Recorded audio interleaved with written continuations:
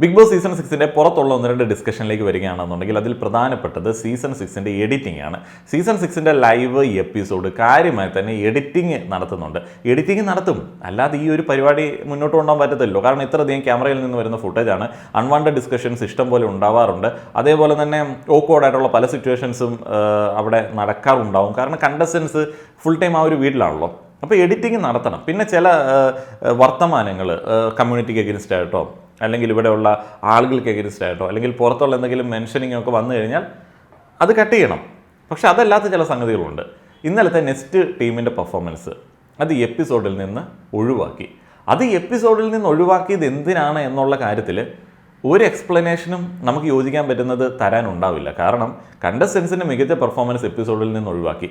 അങ്ങനെ ഒഴിവാക്കുന്ന സമയത്ത് ആ ഒരു കണ്ടസ്റ്റൻസിനോട് കാണിക്കുന്ന ഒരു നീതികേടുണ്ട്. മജോറിറ്റി ഓഡിയൻസിൻ്റെ വോട്ടിംഗ് ഡിസൈഡ് ചെയ്യപ്പെടുന്നത് എപ്പിസോഡുകളിലായിരിക്കും. കാരണം അവൻ ജോലിയൊക്കെ കഴിഞ്ഞ് വന്ന് വൈകിട്ട് ഇത് കാണാൻ വേണ്ടി ഇരിക്കുകയാണ്. അത് കഴിഞ്ഞ് BB+ കാത്തിരിക്കുന്ന എത്ര പ്രേക്ഷകരുണ്ട്? അത് പിന്നെ അതിനേക്കാളും കുറവുള്ള ആളുകളായിരിക്കും. ഇപ്പോൾ റിവ്യൂവേഴ്സ് തന്നെ പലപ്പോഴും എപ്പിസോഡ് റിവ്യൂ ആണ് ചെയ്യുന്നത്. BB+ പിന്നീട് വാച്ച് ചെയ്തിട്ട് ഈ ഫുൾ ടൈം റിവ്യൂ ചെയ്യുന്ന ആൾക്കാർ മാത്രമേ പറയാറുള്ളൂ. അപ്പം BB+ലേക്ക് നെസ്റ്റിൻ്റെ ആ ഒരു പെർഫോമൻസ് മാറ്റി.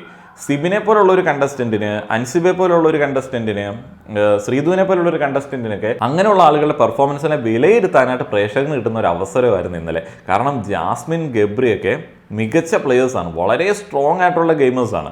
അപ്പോൾ സ്ട്രോങ് ആയിട്ടുള്ള ഗെയിമേഴ്സ് ആവുന്ന സമയത്തും അവരെ മാത്രം കണ്ടുകൊണ്ടിരുന്ന നാളിൽ നമുക്ക് അവർ മാത്രമുള്ളൂ സ്ട്രോങ് പ്ലെയേഴ്സ്. അവർ മിണ്ടാട്ടം മുട്ടിപ്പോകുന്നു, അവർ തോൽവി സമ്മതിക്കുന്ന ഒരു സിറ്റുവേഷൻ പ്രേക്ഷകനെ കാട്ടിക്കൊടുക്കേണ്ടത് തന്നെയായിരുന്നു. അത് എപ്പിസോഡിൽ കാട്ടിയില്ല.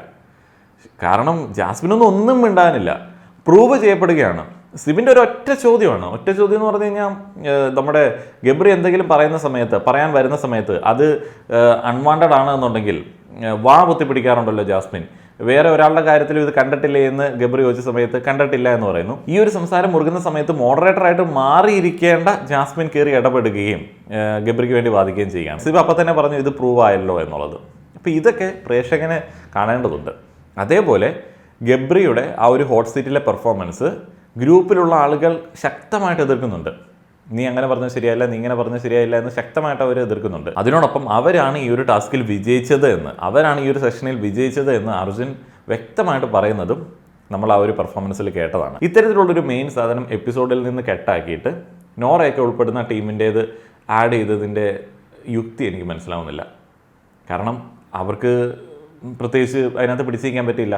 സീക്രട്ട് ഏജൻറ്റിൻ്റെ പ്ലാനിങ് എല്ലാം അവിടെ പാളെന്നാണ് കാണാൻ സാധിച്ചത്. അപ്പോൾ ഇതിനെക്കുറിച്ചിട്ട് ആര്യ, മുൻ ബിഗ് ബോസ് കണ്ടസ്റ്റന്റ്, പറഞ്ഞിരിക്കുന്ന ഒരു കാര്യം സുഹൃത്തുക്കൾ ഐശ്വര്യമുണ്ടായി. അതൊന്ന് ഇവിടെ ആഡ് ചെയ്യേണ്ടതുണ്ട്. അവർക്ക് കൊടുത്ത ഇന്നത്തെ ആ മീഡിയ ഇന്ററാക്ഷൻ ടാസ്ക്, അതില് ടീം നെസ്റ്റിന്റെ പോർഷൻ ഞാൻ കണ്ടിട്ടില്ല. ഞാനത് ആ സമയത്ത് എനിക്ക് വർക്കായിരുന്നു. പക്ഷെ ഞാൻ രാവിലെ പെട്ടെന്ന് നോക്കുമ്പോൾ out of the blue moon എനിക്ക് കുറെ മെസ്സേജസ് വരുന്നു. കുറെ പേര് ഇൻസ്റ്റയിൽ മെസ്സേജ് അയക്കുന്നു, സിബിൻ ബ്രോ പൊളിച്ചു എന്നൊക്കെ, കുറെ ഭയങ്കര യൂട്യൂബ് വീഡിയോസ് കുറെ പെട്ടെന്ന് ഇറങ്ങുന്നു. ഞാൻ നോക്കുമ്പോൾ ഐ അണ്ടർസ്റ്റുഡ് ദാറ്റ് എന്തോ ഒരു നല്ലൊരു കണ്ടന്റ്, എന്തോ ഒരു സംഭവം ആ ടാസ്കിന്റെ ഇടയിൽ സംഭവിച്ചു. അതിന്റെ കുറച്ച് വീഡിയോ ക്ലിപ്പിംഗ്സും യൂട്യൂബിലെ കുറച്ച് ആൾക്കാർ അതിനെപ്പറ്റി സംസാരിച്ചിരിക്കുന്നതും ഒക്കെ കമന്റ്സും ഒക്കെ ഞാൻ വായിച്ചു. അപ്പൊ I was very happy, because ഞാൻ ലൈവ് മിസ്സായെങ്കിലും എപ്പിസോഡിൽ ഇത് കാണാമല്ലോ എന്ന പ്രതീക്ഷയിലാണ് ഞാൻ ഇരുന്നത്. ഇപ്പൊ എന്റെ ഒരു ഇൻസ്റ്റയിലുള്ള എന്റെ ഇൻസ്റ്റാഗ്രാം ഫോളോവർ തന്നെ പറഞ്ഞു, ചേച്ചി അത് BB+ ഉണ്ട് എന്ന് പറഞ്ഞു. ശരിയാണ്, ഇത് 24/7 വന്നിട്ടുണ്ടായിരുന്നു ഹോട്ട്സ്റ്റാറിൽ. BB+ is also in Hotstar. ചാനലിൽ BB+ ഉണ്ടോ എന്ന് എനിക്ക് അറിയില്ല. ഉണ്ടെങ്കിൽ തന്നെ മെയിൻ എപ്പിസോഡിന് ശേഷം എത്ര പേര് BB+ വേണ്ടി വെയിറ്റ് ചെയ്തിരിക്കും? ഇനി എത്ര പേര് ഹോട്ട്സ്റ്റാറിൽ ഇത് കാണും? എത്രയോ ആൾക്കാര് TVയിലെ ചാനൽ ടെലികാസ്റ്റിൽ മാത്രം ഈ ഷോ കാണുന്ന എത്ര പേരുണ്ട്. അപ്പൊ അവർക്ക് ആ ഒരു മേജർ പോർഷൻ അല്ലെങ്കിൽ ആ വീട്ടിൽ ഇന്ന് സംഭവിച്ച ഒരു മെയിൻ കാര്യം അവർ കണ്ടിട്ടില്ല. ഞാൻ ആലോചിക്കാം, ഇങ്ങനെ എത്ര സാധനങ്ങൾ ഇവർ കണ്ടിട്ടില്ലായിരിക്കാം. അപ്പൊ നമുക്കറിയാം 24/7 പോലും എഡിറ്റഡ് വേർഷൻ ആണ്. അതും എഡിറ്റഡ് വേർഷൻ ആണ്. ഇന്നലെ അതിൽ കുറച്ച് പ്രശ്നങ്ങൾ ഉണ്ടായിരുന്നു, കുറച്ച് അൺകണക്റ്റഡ് സാധനങ്ങൾ ഉണ്ടായിരുന്നു 24/7 ലൈവില്. ഇന്നലെ ഇതുപോലെ 24/7 ലൈവിലും കുറച്ച് കണക്ഷൻ മിസ്സായ സാധനങ്ങൾ ഉണ്ടായിരുന്നു. നിങ്ങൾ എത്ര പേര് ശ്രദ്ധിച്ചു എന്ന് എനിക്കറിയില്ല. പക്ഷെ I think that is because it was A very sensitive content. അത് അഭിഷേകിന്റെ ടോക്കായിരുന്നു. അഭിഷേക് സംസാരിച്ചുകൊണ്ടിരുന്ന സമയത്താണ് പെട്ടെന്നൊരു സ്കിപ്പ് വന്നത്. പക്ഷെ എനിക്ക് മനസ്സിലായി, അത് ചിലപ്പം അഭിഷേക് ആയതുകൊണ്ടും അത് പുറത്തുവിട്ടാൽ ശരിയാവില്ല എന്നുള്ള ഒരു ചിന്ത കൊണ്ടിട്ടും ആയിരിക്കാം ആ ഒരു പോർഷൻ 24/7 പെട്ടെന്ന് എഡിറ്റായി പോയത്. പക്ഷേ ഇന്നത്തെ ഈ ഒരു ടാസ്കിന്റെ ഭാഗം, ഇതൊരു ടാസ്കിന്റെ ഭാഗവും കൂടിയായിരുന്നു. കമോൺ, ഇതൊരു ജനറൽ അതിനകത്ത് നടന്ന വഴക്കോ അഭിപ്രായ വ്യത്യാസങ്ങളോ ഒന്നും അല്ലായിരുന്നു. ഒരു ടാസ്കിന്റെ ഒരു major portion, best portion of the task in fact was missing from the main episode. മുക്കി, നല്ല അന്തസ്സായിട്ട് മുക്കി. പക്ഷെ അതെന്തുകൊണ്ട് എന്ന് എനിക്ക് മനസ്സിലാവുന്നില്ല. And I don't think it is fair. Very very unfair for me. അങ്ങനെ ഞാൻ എന്താ വീട്ടിൽ കുറച്ചു മുന്നേ എത്തിയതേ ഉള്ളൂ. ഞാൻ ഇരുന്ന എപ്പിസോഡ് കണ്ടപ്പോ ആ whole portion is missing from the episode. അതായത് എനിക്ക് സോഷ്യൽ മീഡിയയിൽ നിന്ന് കിട്ടിയ അറിവുള്ളൂ. ലൈക്ക് അത് കൈൻഡ് ഓഫ് ഗോയിങ് ഒരു വൈറൽ സാധനം പോലെ പോകുന്നുണ്ടായിരുന്നു എല്ലായിടത്തും. അപ്പൊ ഇവന്റെ എന്തൊക്കെയോ കാര്യങ്ങൾ പറയുന്നതൊക്കെ അങ്ങനെ കുഞ്ഞു കുഞ്ഞു ഷോർട്ട് ക്ലിപ്സ് ആയിട്ട് ഞാൻ അവിടെ ഇവിടെയൊക്കെ കണ്ടു. കുറെ എന്തോ അവൻ കാര്യമായിട്ട് എന്തോ അതിനകത്ത് ചെയ്തിട്ടുണ്ടെന്ന് എനിക്ക് മനസ്സിലായി. അപ്പോ ഇത്രയും റീച്ചും കിട്ടിയ ഒരു കണ്ടന്റ്, ഇത്രയും ആൾക്കാർക്കിടയിൽ ഒരു ഷോർട്ട് ടൈം ഓഫ് പീരീഡ് കൊണ്ട് വൈറലായ ഒരു കണ്ടന്റ്, താങ്ക്സ് ടു 24/7 മെയിൻ എപ്പിസോഡിൽ ആ കണ്ടന്റ് ഇല്ല. എനിക്കത് ഭയങ്കര അതിശയമാണ്. I was shocked. എന്തുകൊണ്ടത് മെയിൻ എപ്പിസോഡിൽ ഇല്ല? നിങ്ങൾ അത് ചിന്തിച്ചിട്ടുണ്ടോ എപ്പോഴെങ്കിലും? ലൈക്ക് ഞാനിപ്പോ ഇരുന്ന് ആലോചിക്കുക, എന്തുകൊണ്ടത് മെയിൻ എപ്പിസോഡിൽ? ഹൈ ഗൈസ്, ചെറിയൊരു സംശയം, എനിക്കുണ്ടായ സംശയമാണ്. നിങ്ങളിൽ ആർക്കെങ്കിലും അങ്ങനെ ആ ഒരു സെയിം തോട്ട് വന്നോന്ന് അറിയാൻ വേണ്ടിയിട്ടാണ് ഈ ഒരു സ്റ്റോറി ചെയ്യുന്നത്. Bigg Boss season 6 of course അതിനെപ്പറ്റി തന്നെയാണ്. ഞാനും ഒരു എക്സ് കണ്ടസ്റ്റന്റ് ആയിരുന്നു. ഞങ്ങളുടെ സീസണിൽ 24/7 ഒന്നും ഇല്ലായിരുന്നു. എപ്പിസോഡിൽ വരുന്നത് മാത്രം, പിന്നെ അന്ന് ഹോട്ട്സ്റ്റാറിൽ വന്നിരുന്നത് മാത്രം. അപ്പോ ഇന്ന് 24/7 ഇവിടെ ഞങ്ങളുടെ വീട്ടിൽ ആണെങ്കിലും ഞാനാണെങ്കിലും 24/7 ബിഗ് ബോസ് കണ്ടുകൊണ്ടിരിക്കുന്ന ഒരാളാണ്.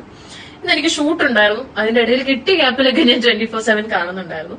പക്ഷെ കറക്റ്റ് ഒരു മെയിൻ കണ്ടന്റ് വന്ന സമയത്ത് എനിക്കത് കാണാൻ പറ്റിയില്ല. ഓഫ് കോഴ്സ് എന്റെ friend Sibin is in the house no. അപ്പൊ അവന്റെ ഒരു ടാസ്ക് അവർ ചെയ്തതാണ്. അപ്പൊ അത് ഈ ഒരു കാര്യത്തെ എങ്ങനെയാണ് സ്ഥിരം സീസൺസ് കണ്ടിട്ടുള്ള പ്രേക്ഷകർ വിലയിരുത്തുന്നത് എന്നറിയാനായിട്ട് ആഗ്രഹമുണ്ട്. എനിക്ക് വലിയൊരു നീതികേടായിട്ട് തോന്നി ആ ഒരു പെർഫോമൻസ് എപ്പിസോഡിൽ നിന്ന് ഒഴിവാക്കിയതിൽ.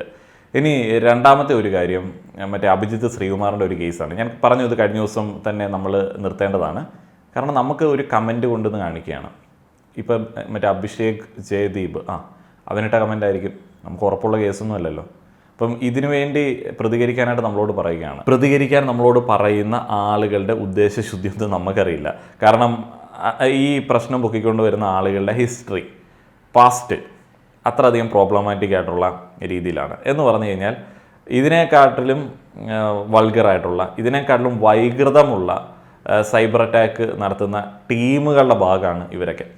നിങ്ങൾ തമ്മിലുള്ള ഒരു ക്ലാഷ് ഇത് വലിച്ചു നീട്ടി കൊണ്ടുപോകാതെ നിങ്ങൾക്ക് ഒതുക്കി തീർത്തൂടെ എന്നാണ് ഞാൻ ചെയ്യുന്നത്. ഇത് ബിഗ് ബോസ് ക്ലാഷ് അല്ല, ഇത് പുറത്തുനിന്നുള്ള ക്ലാഷ് ആണ്. അത് നമുക്ക് ആ ഒരു മെന്റൽ ബ്ലോക്ക് ഉണ്ട്.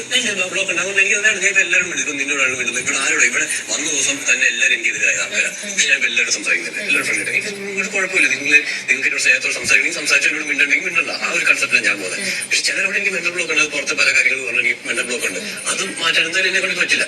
അത് ഞങ്ങൾ രണ്ട് ടീമുകൾ തമ്മിലുള്ള പ്രശ്നമാണ്. അവന്റെ ഗ്രൂപ്പ് ഓഫ് പീപ്പിളും എന്റെ ഗ്രൂപ്പ് ഓഫ് പീപ്പിളും തമ്മിലുള്ള പ്രശ്നമാണ്. അത് പണ്ടുതൊട്ടുള്ള റൈവൽസ് ആണ്. അങ്ങനെ രണ്ട് റൈവൽസിന്റെ ആൾക്കാരാണ് ഞാനും അവരും. അപ്പൊ അങ്ങനെ ഇരിക്കുമ്പോൾ എനിക്കതിന് പിന്നെ പറ്റില്ല, എനിക്കത് താല്പര്യമില്ല.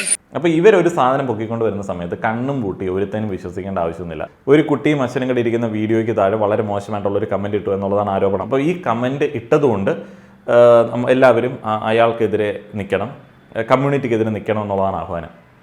നമുക്ക് എന്തറിയത്? നമുക്കറിയത്തില്ലാത്തൊരു കാര്യമാണ്. അപ്പോൾ അവിടെ ഭയങ്കരമായിട്ടുള്ള സ്പാമിങ്, സൈബർ അറ്റാക്ക്. അത് സൈബർ അറ്റാക്ക് വന്നപ്പോഴാണ് എനിക്ക് ദേഷ്യം വന്നത്. എൻ്റെ കഴിഞ്ഞ ദിവസം 2 വീഡിയോസ് ഒരു ദിവസം ഫുള്ള് സ്പാം ചെയ്തു എന്ന് പറഞ്ഞാൽ ഇമാരെവിടെ ചാനൽ കൊണ്ടേ പേസ്റ്റ് ചെയ്തിട്ട് നല്ല രീതിയിൽ അങ്ങ് അറ്റാക്ക് ചെയ്തു. എന്തിന്? നമ്മളതിനകത്തെ ആ ഒരു ഡൗട്ട് ചോദിച്ചതിന് ഇവന്മാരങ്ങോട്ട് അറ്റാക്ക് ചെയ്തു. അപ്പോൾ എനിക്കിതിനകത്ത് നല്ല ഡൗട്ട് അടിച്ചു. ഇത് പ്ലാൻ ആവാൻ സാധ്യതയുണ്ട്, അല്ലാതിരിക്കാനും സാധ്യതയുണ്ട്. പക്ഷേ എനിക്ക് തോന്നുന്നു പ്ലാനാണെന്ന്. അല്ല എന്ന് തെളിയിക്കേണ്ടത് അവനാണ്. അല്ലെങ്കിൽ ഒരു കൊച്ചിനെ വെച്ചിട്ട് വിക്ടിം ഗെയിം കളിക്കുകയാണെന്നുള്ളത് നമുക്കറിയാവോ? അല്ലായിരിക്കാം. പക്ഷെ നമുക്ക് ഉറപ്പൊന്നുമില്ലല്ലോ, നമുക്ക് നഷ്ടമൊന്നുമില്ലല്ലോ. അയാൾക്കത് തെളിയിക്കാൻ പറ്റിക്കഴിഞ്ഞാൽ നമുക്ക് നഷ്ടമൊന്നുമില്ല, അവർക്കാണ് നീതി കിട്ടുന്നത്. അപ്പം ഞാൻ പറഞ്ഞു, നിങ്ങളൊരു കേസായിട്ട് ഫയൽ ചെയ്യും, മെയിൽ അയച്ചാൽ മതിയെന്നേ. ഫാമിലിയൊക്കെ ഭയങ്കരമായിട്ടുള്ളൊരു ഡിഫമേഷൻ ഉണ്ടായിരുന്നു. അപ്പം ഞാൻ നേരിട്ട് പോയി, കാരണം നിയമപരമായിട്ട് പോവാതെ നേരിട്ട് പോയി സംസാരിക്കാൻ ശ്രമിച്ചു. എന്നിട്ട് അവൻ അവിടുന്ന് മുങ്ങി. അപ്പം ഞാൻ എന്നെ കാണിച്ചു, കേസ് ഫയൽ ചെയ്തു, ഇപ്പം നടക്കുന്നുണ്ട്. അപ്പോൾ അങ്ങനെ നിയമപരമായിട്ട് പോയി കഴിഞ്ഞാൽ അതിനുള്ള ഗുണമുണ്ടെന്നേ. അപ്പോൾ ആ ഒരു സാധനം ഒഴിവാക്കിയിട്ട് വന്ന സോഷ്യൽ മീഡിയയിൽ ബിഗ് ബോസുമായി ബന്ധപ്പെട്ട് ഒരു നീതി ആവശ്യപ്പെടലൊക്കെ നടക്കുന്ന സമയത്ത് സ്വാഭാവികമായിട്ടും ഈ നാട്ടിൽ ജീവിക്കുന്ന ഒരുത്തൻ എന്നുള്ള നിലയിൽ എനിക്കതിനകത്ത് ഡൗട്ടുകളൊക്കെ ചോദിക്കാനായിട്ടുള്ള റൈറ്റുണ്ട്, ഞാൻ ചോദിക്കും. അപ്പോൾ അതിനകത്ത് മനുഷ്യത്വമില്ലായ്മ ടോക്സിസിറ്റിയൊക്കെ ആരോപിച്ച് കഴിഞ്ഞാൽ പോയി പണി നോക്കാൻ പറയും. ഇപ്പോൾ മീറ്റു ആരോപണത്തെക്കുറിച്ചിട്ട് പറയുന്നുണ്ട്.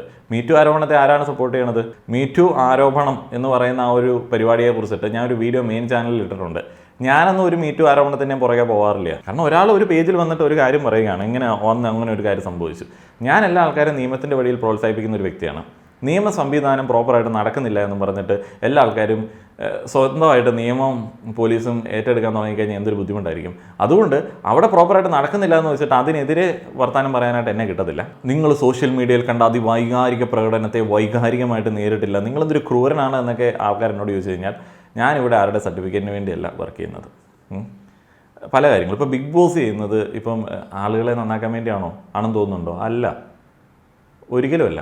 മെയിൻ ചാനലിൽ കുറേയധികം ആൾക്കാരെ നന്നാക്കാനായിട്ടുള്ള ശ്രമങ്ങൾ നടത്താൻ ശ്രമിക്കാറുണ്ട് എന്നുള്ളത് ഒഴിച്ചു കഴിഞ്ഞാൽ എനിക്കൊരുത്തന്നെ നന്നാവേണ്ട ആവശ്യമൊന്നുമില്ല. പിന്നെ സോഷ്യൽ മീഡിയയിലേക്ക് ഒരു സാധനം കൊണ്ടിട്ടിട്ട് ഇവിടെയുള്ള ആൾക്കാരെല്ലാം എന്തോ ഇതിനെതിരെ പ്രതികരിക്കേണ്ട കളിപ്പാവകളാണെന്ന് പറയുന്ന സമയത്ത് അത് എൻ്റെ നാടിനെ, എൻ്റെ ചുറ്റിനുള്ള ആൾക്കാരെ ഇൻസൾട്ട് ചെയ്യുന്നത് പോലെ, അവർ ഉപകരണങ്ങളായിട്ട് കൺസിഡർ ചെയ്യുന്നത് പോലെ തോന്നിയതുകൊണ്ടാണ് ഞാൻ പറഞ്ഞത് നിയമപരമായിട്ട് പോകും, അല്ലാതെ ഇതിനകത്ത് സഹതാപം കാണിക്കാനായിട്ട് പറ്റത്തില്ല എന്നുള്ളത്.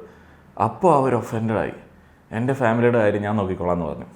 അവൻ്റെ ഫാമിലിയുടെ കാര്യം അവൻ നോക്കുകയാണെന്നുണ്ടെങ്കിൽ പിന്നെ എന്തിനാണ് സോഷ്യൽ മീഡിയയിലേക്ക് വലിച്ചടിച്ചുകൊണ്ട് വന്നെന്നുള്ളത് എനിക്കറിയില്ല. കേസ് കൊടുക്കുന്നില്ലേ എന്നൊക്കെ ചോദിച്ച സമയത്ത് ഞാൻ എൻ്റെ സ്വന്തം കാര്യം നോക്കിക്കോളാം എന്നായി വർത്താനം. അതെന്താണ്? കൊടുക്കാൻ പേടിയുണ്ടോ? എന്തെങ്കിലും മാനിപ്പുലേഷൻ നടത്തിയിട്ടുണ്ടെങ്കിൽ പേടി തോന്നുന്നു. മാനിപ്പുലേഷൻ നടത്തിയിട്ടില്ലെങ്കിൽ കൊടുക്കണം. അപ്പം അകത്ത് നിൽക്കുന്ന ഞങ്ങളുടെ മാമൻ്റെയും മച്ചാൻ്റെയും ആരുമല്ല. അപ്പം അതിനകത്ത് ഈ പറയുന്നവൻ കമൻറ്റ് ഇട്ടിട്ടുണ്ടെങ്കിൽ അവൻ പുറത്ത് പോട്ടെ, അല്ലാതെ നമുക്ക് എന്തെങ്കിലും പേഴ്സണൽ ഇൻട്രസ്റ്റ് ഉണ്ടോ? അപ്പോൾ കൊടുക്കാൻ എന്തെങ്കിലും മടിയുണ്ട് എന്നുണ്ടെങ്കിൽ, അതിൻ്റെ സംഘപരമായിട്ടുള്ള എന്തെങ്കിലും ആക്ടിവിറ്റികളൊക്കെ ഉൾപ്പെട്ടിട്ടുണ്ട് എന്നുണ്ടെങ്കിൽ കൊടുക്കണ്ട, വെറുതെ പണി വാങ്ങണ്ട. ഇവിടെ എനിക്ക് പറയാനുള്ളത്, എൻ്റെ സ്വഭാവശുദ്ധിക്ക് നിങ്ങൾ എനിക്ക് സർട്ടിഫിക്കറ്റ് തരണ്ട. ആ ഒരു സർട്ടിഫിക്കറ്റ് കൊണ്ട് എനിക്ക് പുതിയൊരു ജോലിക്ക് അപ്ലൈ ചെയ്യേണ്ട ആവശ്യമൊന്നുമില്ല. വലിയ കുഴപ്പമില്ലാതെ ജീവിക്കുന്നുണ്ട്. പിന്നെ എന്നാണ് സോഷ്യൽ മീഡിയയിൽ JB ഒരു നല്ലവനാണ് എന്ന് പറഞ്ഞിട്ട് എൻ്റെ കണ്ടൻറ്റ് കാണണമെന്ന് ഞാൻ ആരോടും പറയാറില്ല. എല്ലാ മനുഷ്യർക്കും ഉണ്ട് ഒരു ഗ്രേ ഷെയ്ഡ്. എൻ്റെ ആ ഒരു ഗ്രേ ഷെയ്ഡ് എന്ന് പറയുന്നത് ഞാനിങ്ങനെയുള്ള സാധനം എത്ര ഇമോഷണലി നമ്മളെ അഫക്റ്റ് ചെയ്യുന്ന സാധനമാണെങ്കിലും ഞാൻ അതിനകത്ത് കുറേയൊക്കെ അന്വേഷിച്ചിട്ട് മാത്രമേ പ്രതികരിക്കത്തുള്ളൂ. ചിലപ്പം അതിനകത്ത് ന്യായം ഉണ്ടായിരിക്കാം, പക്ഷേ ഞാൻ അങ്ങനെ ചാടി കയറി പ്രതികരിക്കുന്ന ഒരാളല്ല. ഞാൻ എല്ലാത്തിനെയും വളരെ സംശയകരമായിട്ട് നോക്കി കാണും സോഷ്യൽ മീഡിയയിൽ. അതെൻ്റെ ഒരു മോശം ക്വാളിറ്റി ആണെന്നുണ്ടെങ്കിൽ ഞാനതിനെ അങ്ങ് അക്സെപ്റ്റ് ചെയ്തു. പിന്നെ ആ JB ഒരു നല്ലവനാണെന്ന് പറഞ്ഞിട്ട് എൻ്റെ വീഡിയോ ആരും കാണണ്ട. എനിക്ക് ആ നല്ലവനുണ്ടാക്കി വലിയ താല്പര്യമൊന്നുമില്ല. എൻ്റെ കണ്ടൻ്റ് ഉണ്ട്. ഞാനൊരു വീഡിയോയിലും ഒരു ടോപ്പിക്കാണ് പറയുന്നത്. ആ ഒരു ടോപ്പിക്കിൽ ഇൻട്രസ്റ്റ് ഉള്ള ആൾക്കാർ കാണും. ഇപ്പോൾ JB ഒരു മോശമാണ്, അതുകൊണ്ട് ആ ടോപ്പിക്കിൽ ഇൻട്രസ്റ്റ് ഇല്ല, ഇനിയിപ്പോൾ ആൾക്കാർ കാണുന്നില്ല എന്നുണ്ടെങ്കിൽ ഈ പരിപാടി നിർത്തും. അല്ലാതെ ഇപ്പോൾ എന്ത് ചെയ്യാൻ പറ്റും? എല്ലാ കാലത്തും എല്ലാ ആൾക്കാരെയും തൃപ്തിപ്പെടുത്തി പിടിച്ച് നിൽക്കാമെന്ന് ആർക്കെങ്കിലും ഉറപ്പ് തന്നിട്ടുണ്ടോ? വ്യൂസ് ഇല്ലെങ്കിൽ നിർത്തും. പിന്നെ വേറൊരു കാര്യം പറഞ്ഞായിരുന്നല്ലോ, സ്പാം ചെയ്തുകൊണ്ടിരുന്നതാണ്. ഇപ്പം സ്ഥിരം സ്പാമിങ് വരുന്ന കമൻറ്റ് എന്ന് വെച്ചാൽ അടിച്ചു വെച്ചിരിക്കുകയാണ്. ഒരു 100-200 ഐഡിയിൽ നിന്ന് ഒരേ കമൻ്റ് ആയിരിക്കും വരുന്നത്. ബിഗ് ബോസ് സെലക്ട് ചെയ്യാത്തതിനുള്ള കുശുമ്പോ? അതിനാരും ഇവിടെ ബിഗ് ബോസിൽ അപ്ലൈ ചെയ്തു? ഇവിടെ ആരും ബിഗ് ബോസിൽ അപ്ലൈ ചെയ്തിട്ടില്ല. ഞാൻ ബിഗ് ബോസിലേക്ക് അപ്ലൈ ചെയ്യാനായിട്ട് ഒരു സാധ്യതയില്ല. കാരണം എന്താണെന്ന് വെച്ചാൽ എൻ്റെ ഫാമിലി ഒരു പ്രൈവറ്റ് ലൈഫ് ആഗ്രഹിക്കുന്ന ഒരു ഫാമിലിയാണ്. എന്ന് പറഞ്ഞാൽ എൻ്റെ ഫാമിലി എന്ന് പറയുന്നത് എൻ്റെ പാർട്ട്ണറും അതേപോലെ തന്നെ എൻ്റെ വീട്ടിലുള്ള ആൾക്കാരും ഒക്കെ മീഡിയമായിട്ട് ഭയങ്കരമായിട്ട് ഡിസ്റ്റൻസിൽ നിൽക്കുന്ന ആൾക്കാരാണ്. അവർക്ക് ഇഷ്ടമില്ല, അവർക്ക് ഭയങ്കര അൺകംഫർട്ടബിളാണ് പുറത്തേക്ക് പോകുന്ന സമയത്ത് നമ്മളൊരു പ്രൈവറ്റ് ലൈഫ് പോകുന്നതിൽ. അപ്പോൾ അതുകൊണ്ടൊക്കെയാണ് അവർ പലപ്പോഴും ഇതുപോലുള്ള കാര്യങ്ങളിൽ എന്നെ പ്രോത്സാഹിപ്പിക്കാതിരിക്കുന്നത്. അപ്പോൾ അതുകൊണ്ട് ഞാനതിനെ റെസ്പെക്റ്റ് ചെയ്യുന്നുണ്ട്. കാരണം എന്താണെന്ന് വെച്ച് കഴിഞ്ഞാൽ നമുക്കിപ്പോൾ ആൾക്കാരുടെ കയ്യടി കൊണ്ട് കഞ്ഞി കുടിക്കാൻ പറ്റില്ലല്ലോ. കയ്യടി കൊണ്ട് കഞ്ഞി കുടിക്കണം എന്നുണ്ടെങ്കിൽ നമ്മളെപ്പോഴും അവരുടെ താളത്തിനനുസരിച്ച് ഉള്ളണം. അപ്പോൾ അതിൻ്റെ ഒരു ആവശ്യം വീട്ടിലില്ല. അതാണ് മെയിനായിട്ടുള്ളൊരു സംഗതി. പിന്നെ എന്താണെന്ന് വെച്ച് കഴിഞ്ഞാൽ സോഴ്സ് ഉണ്ടല്ലോ, നമുക്കൊരു സോഴ്സ് കിട്ടി, അതിനകത്ത് നമുക്ക് റവന്യൂ ജനറേറ്റ് ചെയ്യാൻ പറ്റുന്നുണ്ട്, ആളുകളത് കാണുന്നുണ്ട്, നമ്മളത് യൂസ് ചെയ്യും. ആ ഒരു അവസരം എല്ലാ ആളുകൾക്കും കിട്ടുന്നില്ല. ഒരു അവസരം വന്നാൽ നമ്മൾ യൂസ് ചെയ്യും. അപ്പോൾ അതൊരു അവസരമായിട്ടേ ഇതിനെ കാണുന്നുള്ളൂ. ഇങ്ങനൊരു അവസരം വന്നു, നാളെ ആരും കാണാനില്ല എന്നുണ്ടെങ്കിൽ ഇത് നിർത്തും. ഇതിപ്പോൾ നമ്മൾ അഫക്റ്റ് ചെയ്യുന്നൊരു കാര്യമല്ല. ഒരു മനുഷ്യന് ജീവിക്കാൻ എന്ത് വേണം? കുറച്ച് ഭക്ഷണമൊക്കെ പോരെ. ഇപ്പം ഞാൻ പണിക്ക് പോയില്ലെങ്കിലും വീട്ടിൽ ജോലിക്ക് പോകുന്ന ആൾക്കാർ അവർ വാങ്ങുന്നതിനകത്തുനിന്ന് എന്തെങ്കിലുമൊക്കെ തന്നിട്ടാണെങ്കിലും എന്നെ പോറ്റിക്കോളും. അപ്പോൾ അതുകൊണ്ട് വലിയ ടെൻഷനൊന്നും അടിക്കണ്ട കുറേ ആൾക്കാർ. വേറൊന്നും പറയാനില്ല.